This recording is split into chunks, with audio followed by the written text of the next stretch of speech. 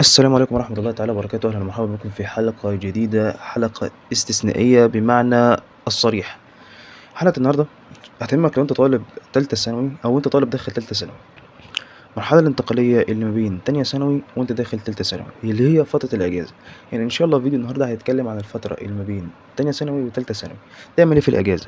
إزاي تستغل الأجازة صح وكويس جدا عشان تبدأ تالتة ثانوي وأنت مرتاح نفسيا وأنت متظبط مزاجيا وأنت يا باشا في قمة التوب منه.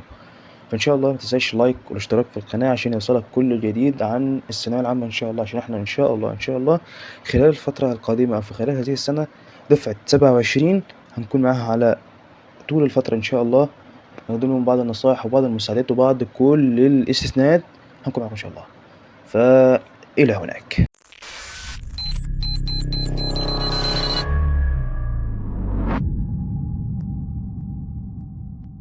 مبدئيا كده بسم الله الرحمن الرحيم، بعد الصلاة على النبي صلى الله عليه وسلم أحب أقول لك إن أنا معاك مدارك من قناة مدارك برو اللي هنكون إن شاء الله معاك خلال الثانوية العامة. أول حاجة حابب نتكلم عنها إن هديك شوية نصائح مهمة جدا جدا وأقنعك إنك لو مشيت عليها إن شاء الله والتزمت بيها أوعدك إن شاء الله إنك هتكون التوب إن شاء الله في هذه الفترة. إيه اللي هي إيه؟ أول نصيحة معانا، أول حاجة معانا الراحة. الراحة إنك تريح نفسك في هذه الفترة. أنت معاك كام شهر أجازة هما، أنت لو استغلتهم صح في إنك تاخد بريك تفصل. حاول تفصل دماغك، حاول تخرج، تتفسح، انزل اتمشى، انزل بص، لو في قدامك شغل اشتغل. حاول انك تفصل دماغك خالص عن اي كتب وعن اي مذاكرة خلال الشهر اللي هو نقدر نقول شهر 6. تمام. انت لو فصلت الفترة ديت انت ان شاء الله هتحاول، عشان ايه بقى؟ عشان انت لما تدخل تالتة يعني يؤسفني اقول لك مش هتعرف تخرج، مش هتعرف تتفسح، مش هتعرف تعمل الشغلانات اللي بتعملها، الهوايات اللي انت بتحبها مش هتعرف تشتغلها. تمام. فحاول تستغل الفترة ديت إنك تعمل اللي أنت بتحبه. ده أول نقطة. صلى على النبي يا سيدنا. خليني أقول لك على تاني وأهم نقطة في الفيديو ده، ألا وهي القرآن الكريم أو الجانب الروحي الخاص بيك. أنت في خلال الفترة ده أو في الشهر ده أو في عامة السنة كلها، أنت في تالتة ثانوي محتاج حاجتين اتنين: بركة من ربنا سبحانه وتعالى والتوفيق، لأن أنت من غيرهم يعتبر مش هتعمل حاجة. لو قعدت تذاكر سنين عمرك كلها مش هتعمل حاجة غير بتوفيق من ربنا ومصاحبتك للقرآن وبركة القرآن. فأول حاجة بتعملها إن أنت لو عندك شخصين مثلا، وعندك الشخص اللي هو بيحفظ قرآن أصلا وهيجي في وقت تالتة ويقول لك أصلا أنا هبطل عشان تالتة، فدي أكبر غلطة العبد الله عملها. أنا يا باشا جيت في وقت من الأوقات ودخلت تالتة ثانوي قررت إن أوقف القرآن، مع إني كنت حافظ قدر كويس جدا جدا من القرآن، ولكن ثانوية عامة بقى يا جماعة مش هنهزر، يعني الوقت مش سامح يعني. ودي كانت أكبر غلطة أنا عملتها في الوقت ده واللي ندمت عليها حرفيا. قلت بقى أنا هراجع مع نفسي خلال السنة وهراجع، أنا الدنيا هتبقى تمام. أنا عندي دلوقتي مش عارف أراجع أصلا الكم اللي كنت حافظه. فيعني إيه، غلطة هتندم عليها.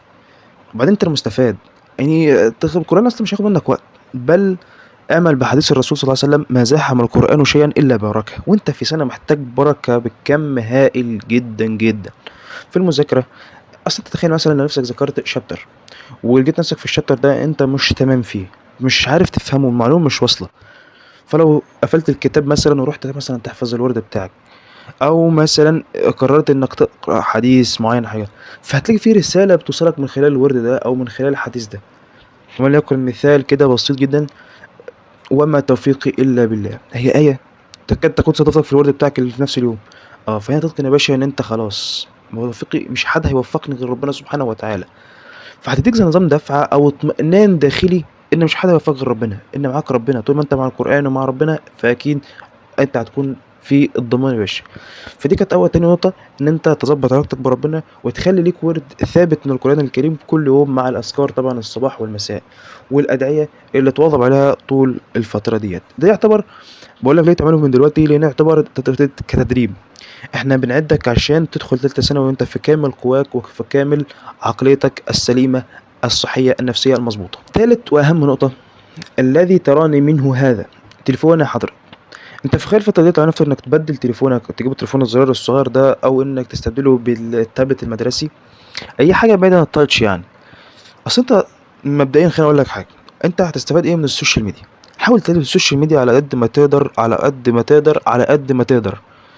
لان انت حضرتك انت في مهمة رسمية، طالب ثانوية عامة، مش هيفيدك يعني انك تفر في التيك توك او الانستا او الفيسبوك. ايه اللي هتستفاده؟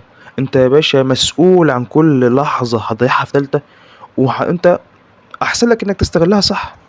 فمش مستاهلة يعني السوشيال ميديا خالص.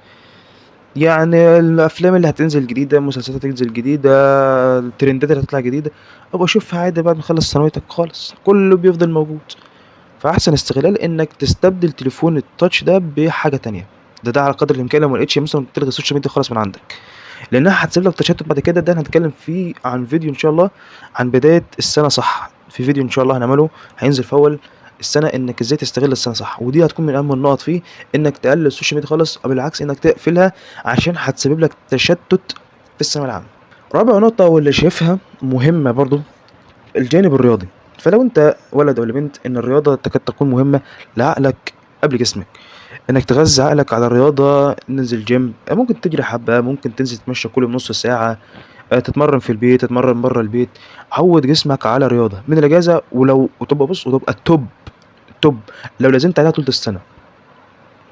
يعني أكيد يعني في الأسبوع مثلا اتمرنت مرتين تلاتة، بل بالعكس هيوسع مداركك أكتر، وهيخلي نفسيتك أكتر استقرارا وأكثر تظبيطا. هتبقى يعني إيه، رايق، تعمل زي نظام ريفرش لدماغك كده ولجسمك كله من الرياضة. فاهتم بالرياضة وهتقوي عقلك أكتر. خامس وأهم نقطة، قلل صحبتك تنجو بحلتك. لا مش بحلتك، بحليتك، يعني الحلية بتاعتك.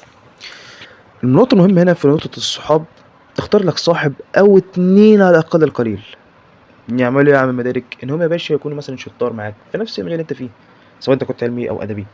يحفزك على المذاكرة، ما ضيعش وقتك في اللاشيء. مش يضيع وقتك على الملهيات وعن اللعب وعن الخروجات عايزين نذاكر يبقى نذاكر، عايزين نروح درس يبقى نروح درس، عايزين يبقى هو موجود معانا في كل الحاجات ديت، يحفزنا على المذاكرة، مش اللي هو يثبطنا عليها يكرهنا بالمذاكرة. يا عم ده انا اتقفلت من المذاكرة، وهو في نفس ذات الوقت يكون خبيث برضه. الصاحب الخبيث ده هو اللي هيحسسك ان الدنيا ايه يعني، يا عم يعني احنا ما نذاكرش يا جدع، مذاكر لا نذاكر خد ايه، وهو خاربها من وراك. فاختار صحبتك من الاجازة. رقم 6 واللي شايفها ممكن يعني من خلالها إنك تستغنى عن السوشيال ميديا إطلاقًا، إنك تقرأ كتب أو روايات. ممكن تقرأ كتب دينية، زي مثلًا تقرأ في السيرة، ده هيحببك أكتر في القراءة، هيحسسك إن إن الدنيا لها وجود، إن الدنيا حلوة. قراءتك في السيرة. ممكن مثلًا تقرأ في كتب تنمية بشرية. بُص اقرأ أيًا كان، اقرأ. نحاول تهرب عن السوشيال ميديا. أنت طبعًا لو قُلت لك افصل عن السوشيال ميديا مرة واحدة، هتحس إن كلامي غريب وإن كلامي مش مقبول وإن كلامي ده أي كلام في أي بتاع. بس حاول تستغل كل لحظة إنك تبعد عن السوشيال ميديا على قدر المستطاع، فاستبدلها بقراءة الكتب، روايات. عندك الكتب الدينية وعندك الكتب الإسلامية، عندك الكتب التاريخية، عندك طبعًا كنت تفتح اليوتيوب وتسمع فيديوهات وثائقية تاريخية، اللي هو توسّع مداركك وتخلّيك مُحِب للعلم أكتر. لإن طبعًا كل استغلال مفيد ليك هيأثّر عليك في الثانوية على خلال السنة.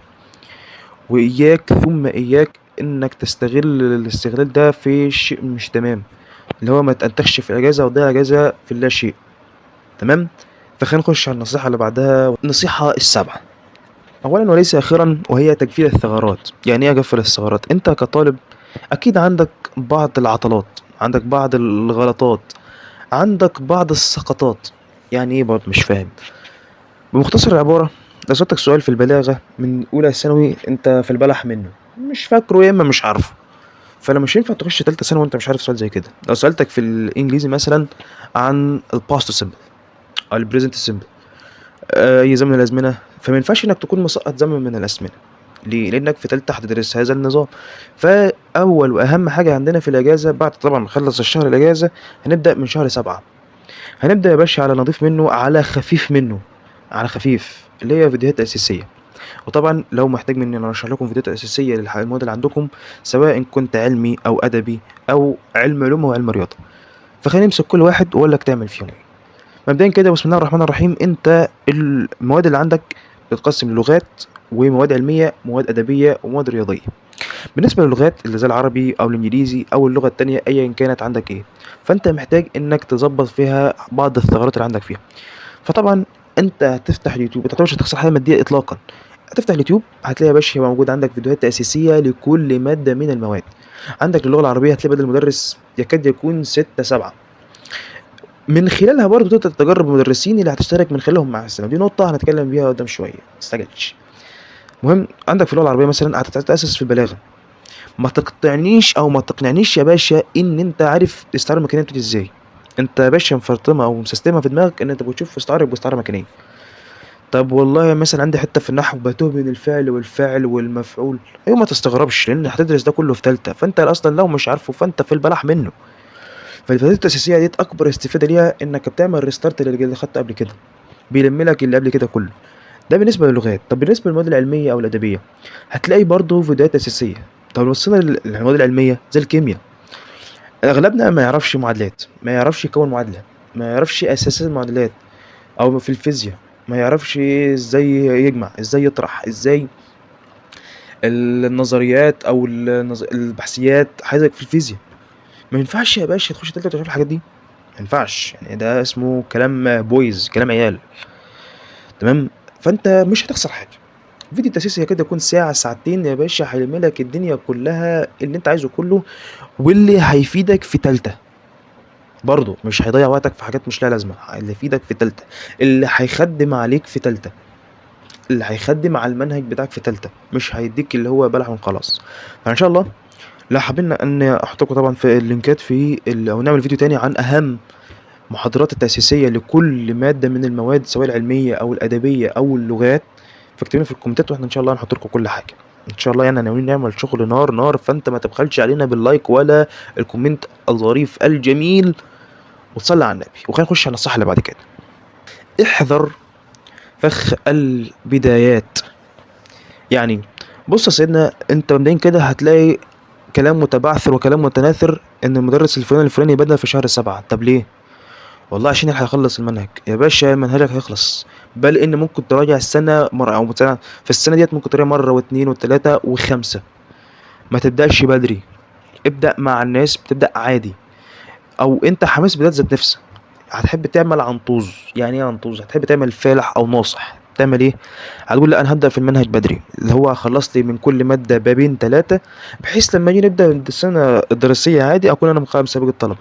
بل بالعكس هيكون أسوأ قرار هتعمله في حياتك. طب ليه؟ لأن بكل بساطة يا سيدنا أنت كده بتهري في المهري. أنت يا باشا تعتبر نفسك في ماراثون، في سباق. السباق ده مش مطلوب منك غير إنك تمشي بنفس الرتم المطلوب من الكل عشان توصل لخط النهاية وأنت كسبان. فتخيل نفسك جيت في أول مثلا 20 متر رياض، قطع سبرنت، جريت وسابت الكل.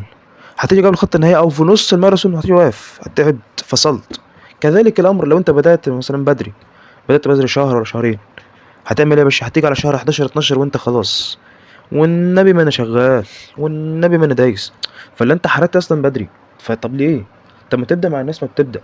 ابدا مع المدرسين لما بتبدا. ما تعملش ناصح، ما تعملش ناصح. اوعى التشتتات والملايات اللي يجي يا باشا. امشي مع الناس. عايز تبدا بدري، حماس واخدك يا باشا، درب نفسك في الانجليزي، درب نفسك في اللغات زي ما قلت لك في النقطه اللي كانت قبل دي. لو حماس جايبك يعني، بس حاول انك تبدا على خفيف. وكمان نقطة البداية ديت هنتكلم عنها في الفيديو اللي هينزل قبل الدراسة. انك مش تبدأ يا باشا بحماس البداية ان هذاكر 14 ساعة في اليوم وهجيب من كل مادة 40 كتاب وهاخد بدل المدرس 4. ليه؟ اهو طالب ثانوية عامة. لا، الموضوع اسهل من كده بكتير جدا. فخلينا نخش على النقطة اللي بعدها، تنظيم الوقت. انت لو تعبت من الاجازة انك تنظم وقتك، تنظم نومك، تنظم يومك، واكد لك وبشدة انك هتنجح في ثانوية عامة.